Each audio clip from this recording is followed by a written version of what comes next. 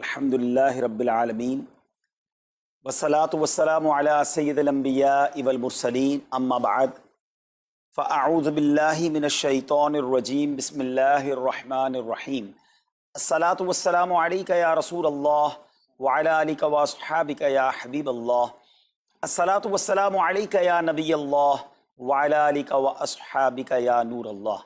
मीठे मीठे इस्लामी भाइयों, दुरूद पाक पढ़ने के बेशुमार फ़ज़ाइल व बरक़ात हैं। मुस्तफ़ा जान रहमत शम्अ बज़्म हिदायत सल्लल्लाहु ताला अलैहि वसल्लम का फ़रमान आलीशान है कि जो कोई शख्स मुझ पर एक बार दुरूद पाक पढ़ता है, अल्लाह ताला उस पर 10 रहमतें नाजिल फरमाता है, उसके 10 गुनाहों को मिटा देता है और उसके 10 दरजात को बुलंद फरमाता है। तो सुभान अल्लाह, एक दुरूद पाक पर इतनी बरकतें हैं, तो जो कसरत से दुरूद पाक पढ़ते हैं उनको कितनी बरकतें नसीब होती होंगी। तो हम सब को मिलकर कसरत के साथ दुरूद पाक पढ़ने हैं। आइए मिलकर मोहब्बत के साथ बाआवाज़ बुलंद दुरूद पाक पढ़ लें। सल्लु अलल हबीब सल्लल्लाहु ताला अला मुहम्मद सल्लल्लाहु अलैहि वसल्लम। मीठे मीठे इस्लामी भाइयों, आज जो हमारा बयान का मौजू है कि रमज़ान का इस्तकबाल कैसे किया जाए, रमज़ान की प्रिपरेशन कैसे की जाए। देखिए, हमारे घर पे जब कोई मेहमान आता है, हम उसकी तैयारी करते हैं, उसके लिए हम एक अच्छी यूँ समझिए कि प्रिपरेशन करते हैं, और जैसा मेहमान वैसी तैयारी। जिसके लिए दिल में ज़्यादा मोहब्बत होती है उसके लिए हम ज़्यादा तैयारी करते हैं। तो अब ज़रा आप सोचिए कि ऐसा मेहमान जो हमारी मग़फ़िरत करवाने आ रहा है, ऐसा मेहमान जो हमें बख्शवाने आ रहा है, तो फिर हमें उसके लिए कितनी कोशिश करनी चाहिए। तो आज यहाँ पर जो हम हाज़िर हुए हैं, अल्लाह करे कि हम रमज़ान का सही मानों में इस्तकबाल करने में कामयाब हो जाएं। रमज़ान अल्लाह का एहसान है।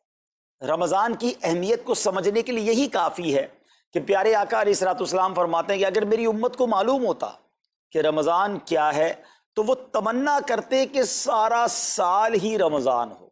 सुभान अल्लाह। मौला अली शेर खुदा करमल्लाहु तआला वजहुल करीम का ये कौल कितना निराला है। आप फरमाते हैं अगर अल्लाह तबारक व तआला को इस उम्मत को अजाब देना होता तो इस उम्मत को रमज़ान और सूरह इखलास अता ना फरमाता। तो इसका मतलब क्या हुआ कि ये बख्शवाने, अजाब से बचाने के लिए आ रहा है, रहमतें बरसाने के लिए आ रहा है। कारोबारी लोग भी मुझे सुन रहे होंगे, जिस इलाके में, जिस स्टोर पर कोई डिस्काउंट होता है, कोई स्कीम होती है, फ़ायदा होता है, हम उधर पहुंच जाते हैं। रमज़ान एक ऐसी स्कीम है, रमज़ान एक ऐसा बेनिफिट देता है कि अहदीस में ये मज़मून है कि फ़र्ज़ का सवाब 70 गुना कर दिया जाता है, नफल का सवाब फ़र्ज़ के बराबर कर दिया जाता है, शैतान को बंद कर दिया जाता है, जहन्नम को ताले लगा दिए जाते हैं, जन्नत के दर खोल दिए जाते हैं। रोज़ादार के मुंह से जो स्मेल आती है, जो बू आती है, बाज़ औक़ात हम कहते हैं यार पेस्ट नहीं कर सके पूरा दिन, मुंह से स्मेल आ रही है। सुनिए, ये स्मेल जो है ये अल्लाह के नज़दीक मुश्क की खुशबू से भी ज़्यादा बेहतर है। अल्लाह अल्लाह। ज़रा आप गौर तो कीजिए, हर सजदे पर 1500 नेकियां दी जाती हैं, हर सजदे पर सुर्ख याकूत का जन्नत में एक महल बना दिया जाता है। इतनी नेकियां, फिर वो कितना बदनसीब है जो रमज़ान में भी इबादत ना करे, रमज़ान में भी अल्लाह को राज़ी करने में कामयाब ना हो। रोज़ाना इफ्तार के वक्त 10 लाख गुनाहगार बख्श दिए जाएं, और जनाब हर जुम्मे को जब रमज़ान में जुम्मा आए तो हर लम्हे 10 लाख गुनाहगार बख्शे जाएं। तो करोड़ों अरबों लोगों की बख्शिश गोया रमज़ान में होनी है। तो फिर हमें उसकी कैसी तैयारी करनी चाहिए, कितना सवाब कमाने के बारे में सोचना चाहिए। लेकिन यहाँ एक और बड़ी इंपॉर्टेंट बात है, एक तो रमज़ान में नेकियां करनी है, दूसरा बड़ा काम ये करना है कि हमें रमज़ान में गुनाहों से बचना है। क्योंकि आदतें तो साथ ही लगी हुई हैं ना, शैतान बंद है लेकिन हमारी अपनी आदतें, जिसकी रोज़ हराम देखने की आदत है, हराम सुनने की आदत है, हराम बोलने की आदत है। ऐसा तो नहीं होगा ना चांद आते ही सारे स्विच ऑफ हो जाएंगे, वो आदतें साथ ही चल रही होती हैं। गौर कीजिए कि रमज़ान में जो गुनाह करता है ना, इसका अजाब भी बढ़ जाता है, इसकी पनिशमेंट भी बढ़ जाती है। ये ऐसे ही है कि कोई मस्जिद के अंदर आके गुनाह करे तो आप कहेंगे ना यार खुदा का खौफ करो, मस्जिद में ऐसा काम कर रहे हो। कोई मक्के शरीफ हरम में अंदर जाकर गुनाह करे तो कितना शदीद हो जाएगा वो। तो रमज़ान जब इतना मुकद्दस महीना है, इसमें गुनाह करना, इसकी पनिशमेंट भी ज़्यादा है। एक बार मौला अली शेर खुदा करमल्लाहु ताला वजहुल करीम ने एक कब्र वाले का हाल देखा, और देखा उस कब्र वाले पर अजाब हो रहा है, और वो चिल्लाने लगा, अर्ज़ करने लगा, ए अली मेरी मदद फरमाइए, अल्लाह की बारगाह में सिफारिश कीजिए। مولا علی شیر خدا نے ہاتھ اٹھائے کہ اے مولا اسے بخش دے. ارشاد ہوا اے علی اس کی سفارش نہ کریں. عرض کی مولا وجہ کیا ہے؟ ارشاد فرمائے رمضان کے روزے تو رکھتا تھا مگر رات گناہوں سے باز نہیں آتا تھا. روزے رکھ کر گناہ کرنے والے کو اتنا عذاب، تو جو روزے ہی نہ رکھے. ایسے بھی لوگ ہیں جو رمضان میں روزے نہیں رکھتے. پلیز اس کو ایزی نہ لیں. ہمیں نہیں معلوم، پتہ نہیں اگلا رمضان پھر نصیب ہوگا کہ نہیں. پچھلے رمضان میں کتنے لوگ تھے جو ہمارے ساتھ تھے، اس رمضان میں نہیں. اور اللہ پہلے تو ہم یہ دعا کرتے ہیں اللہ ہمیں یہ رمضان بھی عطا کر دے. زندگی کا کیا بھروسہ، دنیا کی جو کیفیت ہے آپ کے سامنے ہے، کبھی بھی جا سکتے ہیں. تو پھر اس رمضان کو تو سمجھ لیں بس ایک موقع بنا دیں، لائف چینجنگ ایکسپیرینس بنا دیں کہ بس اس میں عبادت کرنی ہے، اس میں خوب سجدے کرنے ہیں، اس میں روزے رکھنے ہیں، اس میں تراویح پڑھنی ہے، اس میں گناہ نہیں کرنے ہیں. اور آئیے میں آپ کو بتاتا ہوں کہ نبی پاک صلی اللہ تعالیٰ علیہ وسلم رمضان کیسے گزارتے تھے. ایک مسلمان کے لیے اس سے بہترین رول ماڈل کیا ہوگا کہ رمضان میرے آقا کیسے گزارتے. تو مختلف احادیث کا جو سمری ہے وہ یہ ہے کہ نبی پاک علیہ الصلوۃ والسلام عبادت میں کمر بستہ ہو جاتے، بستر پر کم تشریف لاتے.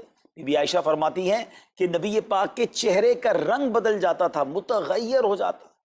کیوں؟ کہ نبی پاک پر خوف خدا طاری ہوتا. آپ گر گڑاتے، آپ رات بھر التجائیں کرتے. میرے آقا رو رو کر دعاؤں میں رمضان گزارے، چہرے کا رنگ بدل جائے. اور یہاں کچھ لوگ تو وہ ہیں کہ جن کا وزن ہی بڑھ جاتا ہے رمضان میں. اتنا کھانا کھانا ہے، سحری میں زیادہ کھانا ہے کہ سارا دن بھوکا رہنا ہے، افطار میں اس لیے زیادہ کھانا ہے کہ پورا دن بھوکا رہے تھے، پھر رات کو 2-3 بار مزید کھانا ہے کیونکہ کل روزہ رکھنا ہے. تو رمضان فوڈ فیسٹیول نہیں ہے، رمضان عبادت کے لیے آیا ہے. لوگ تیاری کر رہے ہوں گے بھی رمضان کی. وہ کیا کر رہے ہوں گے کہ افطار میں کیا پکانا ہے، سحری میں کیا پکانا ہے، کون سا آئٹم شارٹ ہے. نہیں میرے بیچ اسلامی بات، یہ جو بھوک کا احساس ہے نا روزے میں، اس کی حکمت علماء نے بیان کی ہے کہ بھوک غربت کا احساس دلاتی ہے، فقیری کا احساس دلاتی ہے، بندے کا غرور تکبر بیٹھ جاتا ہے. کتنے نقاہت میں آ جاتے ہیں ہم، ہمت ہی نہیں ہوتی کوئی کام کرنے کی. تو یہ احساس دلاتی ہے کہ تیری اوقات کیا ہے، غریب کیسے زندگی گزارتا ہے، فقیر کیسے زندگی گزارتا ہے. لیکن کچھ لوگ وہ ہیں جن کو بھوک ہی نہیں لگتی کیونکہ وہ اتنا کھا لیتے ہیں یا پھر سوتے ہی رہتے ہیں. روزے کی حکمت یہ نہیں ہے. نبی پاک آنسو بہاتے تھے، آقا کا چہرے کا رنگ بدل جاتا. اور پھر بتایا کہ رمضان میں جب جبریل امین نبی پاک علیہ الصلوۃ والسلام کے پاس آتے تو آقا علیہ الصلوۃ والسلام ان کے ساتھ قرآن پاک کا دور فرماتے. اور پھر ایک اور نبی پاک کا خوبصورت انداز کہ پیارے آقا ویسے تو سب سے بڑھ کر سخی ہیں، مگر جب رمضان آتا تو نبی پاک کا دریائے سخاوت ایسے بہتا تھا جیسے تیز آندھی، بلکہ اس سے بھی زیادہ. اللہ. یہ 3-4 چیزیں آپ نے میں نے پکڑ لینی ہیں. آقا علیہ الصلوۃ والسلام کے پیچھے پیچھے جانا نا جنت میں. ہم نے بھی یہ کام کرنا ہے. یہ راتیں مانگنے کی راتیں ہیں، التجا کرنے کی راتیں، سجدے کرنے کی راتیں ہیں. ہمیں تہجد بھی پڑھنی ہے، ہمیں انشاءاللہ نوافل بھی پڑھنے ہیں. اور کم از کم قرآن ایک بار تو پورا انڈرسٹینڈ تو کریں نا. تلاوت، ترجمہ، تفسیر کب کریں گے؟ بڑی بڑی ڈگریاں ہیں، بڑے بڑے پاسپورٹ اور جناب بہت سارا سرمایہ ہے، مگر ایک بار بھی قرآن پورا ترجمے اور تفسیر سے نہیں پڑھا ہوگا. بہت سارے لوگ ایسے ہیں. ذرا سوچئے نا. اچھا یہ مہینہ نزول قرآن کا مہینہ ہے، رمضان اور قرآن کو جو خاص نسبت حاصل ہے نا، تو اس مہینے میں قرآن کو پکڑ لیں. آئے ہائے، اللہ کرے رمضان قرآن کے ساتھ گزرے، ہماری صبح قرآن کے ساتھ ہو، ہماری شام قرآن کے ساتھ ہو، ہم قرآن سمجھنے والے بن جائیں. اچھا میں ایک اور بات بتاؤں آپ کو، مہینہ کتنا پیارا. صرف اس مہینے میں قرآن نازل نہیں ہوا، باقی بھی جو 3 آسمانی کتابیں ہیں نا، زبور، انجیل، توریت، یہ بھی رمضان میں ہی نازل ہوئی ہیں. اللہ کریم نے ان تمام مبارک کتابوں کو نازل کرنے کے لیے رمضان کا مہینہ منتخب فرمایا.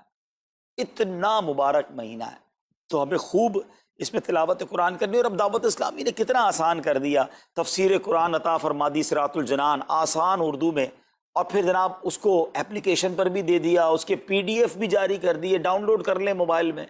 اب تو آڈیو تفسیر قرآن بھی آپ کو دے دی. اگر پھر بھی سنیں نہ، پڑھیں نہ، قرآن سے دور رہیں تو یہ ٹھیک نہیں ہے. پلیز اس رمضان کو قرآن کے ساتھ گزاری. اور پھر جو نبی پاک کا یہ جو سخاوت والا انداز ہے نا، صدقہ و خیرات کرنا، ہر سائل کو عطا فرماتے، تو یہ بھی ہمارا ایٹیٹیوڈ ہونا چاہیے کہ خوب دل کھول کر خرچ کریں، سب سے پہلے اپنی پوری زکوٰۃ ادا کریں۔ یہ اتنی بڑی اب بدقسمتی ہوتی جا رہی ہے، ایسا فیل ہوتا ہے دنیا بھر کے تاجران اور لوگوں سے جب ہم ملتے ہیں کہ جس طرح رمضان کے علاوہ بہت تھوڑی تعداد میں مسلمان نماز پڑھتے ہیں نا 5 ٹائم، ایسا لگتا ہے اب زکوٰۃ بھی بہت کم لوگ ہی دیتے ہیں، پوری زکوٰۃ نہیں دیتے، اندازے سے نکال دی، کیلکولیشن کرتے نہیں ہیں۔ اور یہ بھی فیلنگز آتی ہیں کہ زکوٰۃ جتنی بڑھتی جاتی ہے نا، ہزاروں میں جس کی زکوٰۃ ہے وہ دے دیتا ہے، لاکھوں والا بھی شاید دے دیتا ہے، لیکن جب زکوٰۃ ہی کروڑوں میں پہنچ جاتی ہے نا تو پھر یہ دل پر بھار پڑنا لگ جاتا ہے، ڈفیکلٹ لگنا شروع ہو جاتی ہے۔ بندہ یہ کیوں نہیں سوچتا کہ اگر اللہ پاک نے مجھ پر لاکھوں میں زکوٰۃ ہے تو اللہ نے کروڑوں دیے تو لاکھوں میں زکوٰۃ ہے نا، اگر کروڑوں میں زکوٰۃ ہے تو اربوں ہیں تو کروڑوں میں زکوٰۃ ہے نا۔ زکوٰۃ کتنی ہے؟ ضروریات زندگی کی تمام چیزوں سے فارغ ہونے کے بعد جو مال تجارت، سونا چاندی، کیش یا پرائز بانڈ، یہ جو اس کی تفصیلات ہیں اس پر 2.5% ہے۔ میں ایک اور لاجک سے آپ کو بات سمجھاؤں، اگر اس لاجک سے سمجھیں تو زکوٰۃ تو 1-1.5% بنتی ہے۔ وہ کیسے؟ ہم سب کے گھر نکل گئے، اس پہ زکوٰۃ نہیں ہے، ہماری گاڑیاں نکل گئیں، اس پہ زکوٰۃ نہیں ہے، جن کی فیکٹریاں ہیں وہ فیکٹریاں بھی،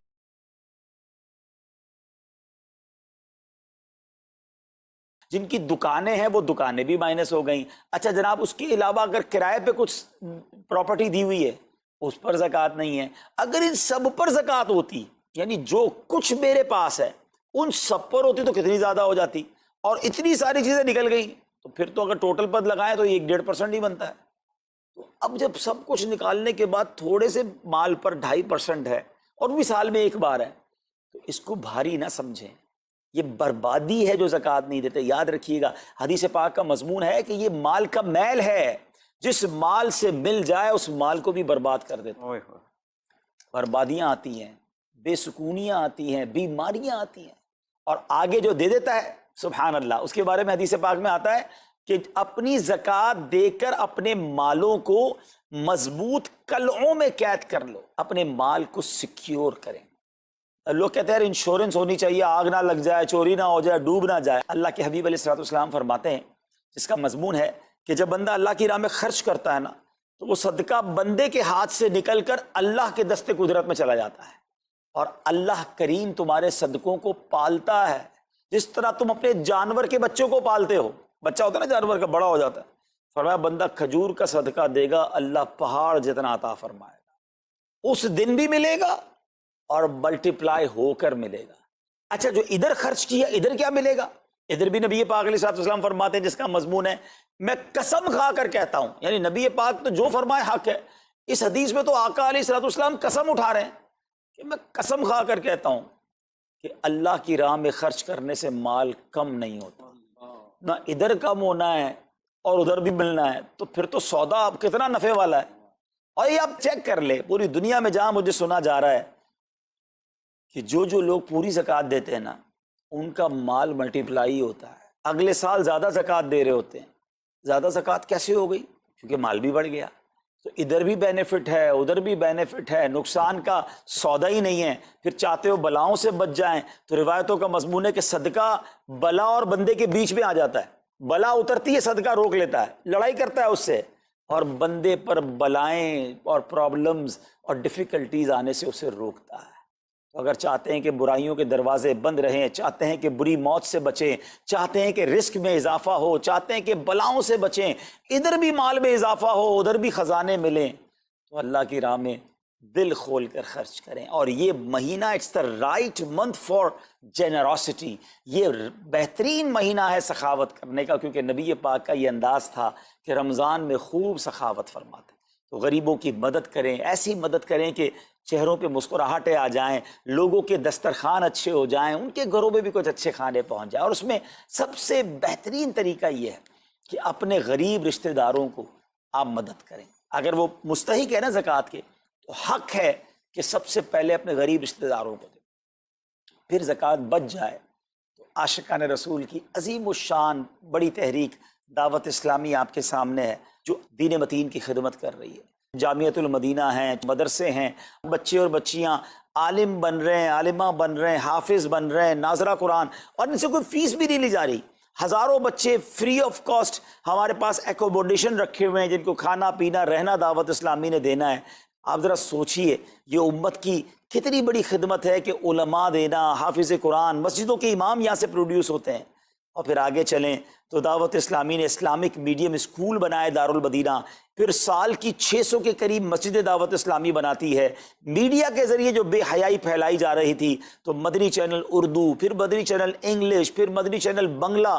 اب بچے مذہبی پروگرام اتنا غور سے نہ دیکھتے تھے، وہ اپنے بچوں کے آئٹمز دیکھنا چاہتے تھے، تو گناہوں بھرے کارٹونز اور پروگرام سے اور پوئمز سے چھڑانے کے لیے Islamic poems, Islamic cartoons, Islamic بچوں کے پروگرام، تاکہ بچے بھی جو ہے وہ الحمدللہ بچے رہیں۔ اور اب اس کی کیا زبردست پاپولیرٹی ہے کہ آپ کڈز مدنی چینل کے یوٹیوب چینل پہ جائیں، ہمارا ایک ایک کلپ 10 ملین 12 ملینز میں دیکھا جا رہا ہے۔ تو کون دیکھ رہا ہے؟ وہ بچے جو گناہوں بھرے کارٹونز دیکھتے تھے، اب الحمدللہ اللہ رسول کی باتیں وہاں سن رہے ہیں۔ پھر آگے چلیں تو دعوت اسلامی جناب یہ دینی کاموں کے ساتھ ساتھ جو ویلفیئر کے کام کر رہی ہے، غریب مسلمانوں کی امداد کا کام، زلزلے اور سیلاب زدگان کی ریسکیو کرنے کا کام، گونگے، بہرے، نابینا اور معذور افراد کی ریہیبلیٹیشن کا کام، تھیلیسیمیا کے مریضوں کو خون دینے کا کام، 26 لاکھ مسلمانوں کو دنیا بھر میں راشن، کھانا، پانی صرف اس ایک سال میں دعوت اسلامی نے پہنچایا۔ تو یہ کمال کی آرگنائزیشن ہے۔ دیکھیں آپ دنیا کی بہت ساری این جی اوز کو جانتے ہوں گے، کوئی مدرسے چلاتا ہے تو مدرسے ہی چلاتا ہے، کوئی مسجد بناتا ہے تو مسجد ہی بناتا ہے، کوئی کھانا کھلاتا ہے تو کھانا ہی کھلاتا ہے، کوئی جناب غریبوں کی مدد تو وہی کام، کوئی ہاسپٹل تو ہاسپٹل۔ دعوت اسلامی ان ون امبریلا اتنے ساری ڈائیورسٹی کے ساتھ جو دین کی خدمت کر رہی ہے، دنیا میں اس کی مثال نہیں ملتی ہے۔ لاکھوں لوگوں کو دین بھی سکھایا جا رہا ہے، غیر مسلموں کو مسلمان بھی بنایا جا رہا ہے، بے عملوں کو باعمل بنایا جا رہا ہے، بے پردہ خواتین کو با پردہ بنایا جا رہا ہے، بے نمازیوں کو نمازی بنایا جا رہا ہے، ماں باپ کے نافرمان فرما بردار ہو رہے ہیں، شراب اور نشے کے عادی چھوڑ کر نمازی بن رہے ہیں، تو جہاں مریض ہیں ان کو خون بھی دیا جا رہا ہے، گھر میں بیٹھ کر میڈیا کے ذریعے اور سوشل میڈیا کے ذریعے لوگوں تک دین پہنچایا جا رہا ہے۔ تو یہ کمال کی ڈائیورسٹی ہے۔ تو میں تو سچ بتاؤں یہ جملہ کہا کرتا ہوں کہ میرے اور آپ کے پیسوں کا نصیب ہے کہ وہ دعوت اسلامی میں لگ جائے۔ تو یہ آپ آگے بڑھیے اور دین کے اس کام میں مزید حصہ ملائیے۔ خاص طور پہ فار ایسٹ میں آپ دیکھ لیں، کوریا میں، ہانگ کانگ میں، اور جناب یہ سری لنکا میں، تھائی لینڈ میں، ملیشیا میں، کتنے جاپان میں، کتنے ملکوں میں دعوت اسلامی کام کر رہی ہے اپنی اپنی بساط کے مطابق۔ اور لیکن ابھی مزید ادارے بنانے، ہمیں ان ملکوں میں بھی بنانے، ان ملکوں میں بھی آگے بڑھنا ہے۔ تو اگر آپ بھی چاہتے ہیں کہ میرے آقا کے عشق کا پیغام، سنت رسول کا پیغام، مسلک اعلیٰ حضرت کا پیغام، نبی پاک کے دین کا پیغام پوری دنیا میں پھیلے، تو وی ہیو ٹو سپورٹ دعوت اسلامی، نہ صرف فائنینشلی، پریکٹیکلی بھی ہمیں آپ بھی چاہیے، خود حصہ ملائیں نا۔ سیدنا عثمان غنی رضی اللہ تعالیٰ عنہ نے صرف مال نہیں دیا تھا، آپ پریکٹیکلی بھی نبی پاک کے ساتھ شریک ہوتے تھے نا۔ تو آپ اپنے عطیات بھی دیں، اور دنیا کے جن ملکوں میں آپ مجھے سن رہے ہیں وہ دعوت اسلامی والوں کے دستوں بازو بنے۔ کمزوری کہاں نہیں ہوتی، ہاں ہمارے گھر میں کمزوری ہوتی ہے، ہم سب مل کر کام کریں گے تو کمزوریاں بھی دور ہوں گی اور ترقی آ جائے گی اور ہمیں اس کا ثواب بھی ملے گا۔ تو آج میں دنیا بھر میں جہاں مجھے دیکھ رہے ہیں، پلیز اچھی نیتیں کریں۔ اچھا ایک بات اور سن لیں، ہم بعض اوقات کیا سوچتے ہیں کہ ہمارے ملک کا خرچہ مثال کے طور پہ $20,000 ہے، وہ ہم لوگوں نے کر لیا، اب اور چندے کی کیا ضرورت ہے؟ دعوت اسلامی کسی ایک ملک کی نہیں ہے، انٹرنیشنل دعوت اسلامی کے لیے سوچیں۔ دنیا میں جہاں بھی دین کا کام ہو رہا ہے وہ میرا ہے، یہ میں اپنے ملک اور اپنی سٹی کے بارے میں سوچوں گا تو شاید میں بڑا کام نہ کر سکوں۔ آپ کو تو موقع مل رہا ہے انٹرنیشنلی مدنی کاموں میں اپنا حصہ ملائیں، تو دعوت اسلامی کو دل کھول کر سپورٹ کریں۔ ہم انشاءاللہ جتنے عطیات بڑھیں گے انشاءاللہ مزید مدنی کام بڑھانے کا ارادہ رکھتے ہیں۔ اللہ کریم اپنی بارگاہ میں ہم سب کا جمع ہونا قبول فرمائے اور دل کھول کر خرچ کرنا نصیب فرمائے، اور اس رمضان کو ہماری مغفرت کا ذریعہ بنا دے۔ اس رمضان کو نبی پاک علیہ الصلوۃ والسلام کے نقش قدم کے